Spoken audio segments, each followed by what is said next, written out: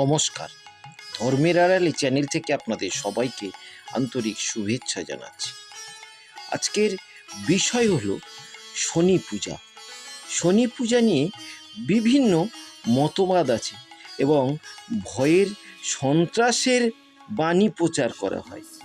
কেউ বলেন যে শনি পূজা গৃহে করতে নেই, আবার কেউ বলে যে শনি পূজার প্রসাদ গৃহে এনে খেতে নেই, শনি পূজার প্রসাদ খাওয়ার পরে স্নান করতে হয়, শনি পূজা করার পরে স্নান করতে হয়। এই রকম বিভিন্ন রকমের মতামত আছে। আজকে আমি বলার চেষ্টা করব যে শনি পূজা সঠিক আচরণটা কী পদ্ধতিতে আপনি শনি পূজা করবেন। সবাই ভালো থাকবেন এবং আমার চ্যানেলটা সাবস্ক্রাইব করবেন। পুরো ভিডিওটা দেখার অনুরোধ রইল। এখন আমরা দেখি যে শনিকে জানতে গেলে আপনাকে গীতা যেতে হবে। গীতাতে বলেছেন যে তিনি গ্রহদের মধ্যে শ্রেষ্ঠ, আর গ্রহদের মধ্যে শ্রেষ্ঠ কে? শনি। তিনি গ্রহদের মধ্যে শ্রেষ্ঠ গ্রহরূপে শনি মধ্যে বিরাজ করছেন। ভগবান শ্রীকৃষ্ণ, শ্রী বিষ্ণু, মহাবিষ্ণু যাই বলেন না কেন, পরম ব্রহ্ম এই শনির মধ্যে রয়েছে, গ্রহদের মধ্যে তিনি শনি। তাহলে তিনি বিষ্ণুর প্রতিনিধি বা অংশ। আমরা শনি পূজা করছি, প্রকারান্তে বিষ্ণু পূজা করছি, গ্রহরূপী জনার্দন। কথাটা একটু মন দিয়ে বুঝবার চেষ্টা করবেন। শনি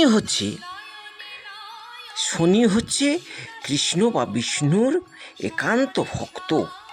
এটা শনির পাঁচালি পড়লে আপনারা জানতে পারবেন। শনির পাঁচালিতে এই কথা স্পষ্ট করে লেখা আছে। শনি যেহেতু কৃষ্ণ ভক্ত, তাহলে তিনি অবশ্যই পরম বৈষ্ণব, অবশ্যই শ্রী শ্রী শনিদেব। শনিদেবের প্রসাদ নিয়ে যে বিভ্রান্তি, তার মধ্যে একটা ভয়ের বা সন্ত্রাসের কথা আছে। সেটা হলো যে শনি ঢুকে যাবে, মানে যদি শনির প্রসাদ খেয়ে ঘরে ঢুকো অথবা শনির প্রসাদ গৃহে নিয়ে এসো, তাহলে শনি ঢুকে যাবে এবং অকল্যাণ হবে ঠিকই, কিন্তু শনি ঢুকে যাবে এ কথাটা ঠিক নয়। কথাটা বুঝবার চেষ্টা করুন। বারে বারে বলছি, আপনার গৃহ, আমার গৃহ কোনো মতেই শুদ্ধ নয়। গৃহ কেউ শুদ্ধ রাখতে পারে না। পরম কৃষ্ণ ভক্তর প্রসাদ আপনি গৃহে নিয়ে আসছেন, গৃহের পরিবেশ সবসময় সঠিক থাকে না। ধরলাম যে গৃহ আপনার শুদ্ধ, আপনি কৃষ্ণের পরম কৃষ্ণ ভক্ত শনৈশ্চরের প্রসাদ আপনি গ্রহণ করছেন। আপনি তো জানেন, প্রসাদ গ্রহণ করার আগে মস্তকে ধারণ করতে হয়, মাথায় রাখতে হয়। মস্তকে প্রসাদটা ছোঁয়ালেন, প্রসাদটা খেলেন, স্নান করলেন না, আপনি বিছানায় গেলেন, তাহলে আপনার অপরাধ হবে। আপনি বলবেন, তাহলে অন্যান্য যে প্রসাদগুলো আছে সেগুলোর ক্ষেত্রে কেন বলা হয় না? সবগুলোর ক্ষেত্রে বলা হয়েছে। আগের দিনে দেখতেন যে গ্রাম বাংলার মায়েরা খাওয়া দাওয়ার পরে এবেলায় এবং ওবেলায়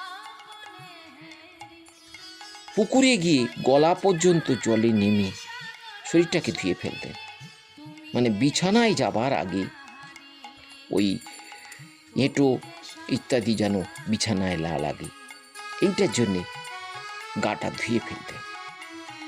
তদ্রূপ এই শনির প্রসাদ খাওয়ার পরে যেটা মস্তকে ধারণ করলেন, এই পবিত্র প্রসাদ পরম কৃষ্ণ ভক্তের প্রসাদ, পরম বৈষ্ণবের প্রসাদ আপনি যখন অপবিত্র জায়গায় স্পর্শ করাবেন, তখন আপনার অবশ্যই অপরাধ হবে। কিন্তু শনি ঢুকে যাবে এই কথাটা বলাও অপরাধ। এই কথাটা ভগবান শনৈশ্চরকে অপমান করা হয়।